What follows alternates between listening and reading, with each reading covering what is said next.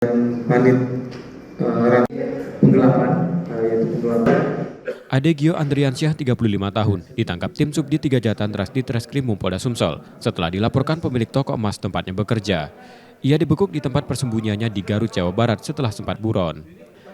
Sebagai perajin emas yang telah bekerja selama setahun, Ade diduga menggelapkan sisa kepingan emas dari proses pembuatan cincin. Aksinya terbongkar setelah pemilik toko mencurigai adanya kejanggalan dan melakukan audit, tepat saat tersangka tidak lagi masuk kerja tanpa keterangan. Dari hasil audit terdapat 282 buah cincin ditemukan kekurangan emas seberat 500 gram dengan nilai kerugian ditaksir mencapai 700 juta rupiah.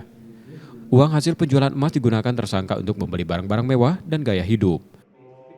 Dia mengambil kepingan, bukan kepingan utuh ya, kadang yang kecil, kadang cincin, berbagai macam yang dia ambil dari itu, sehingga pada saat pengecekan oleh pemilik terdatalah bahwa beberapa sudah hilang, terkumpul sekitar kurang lebih kalau gramnya itu diuangkan plus minus ya 700 juta.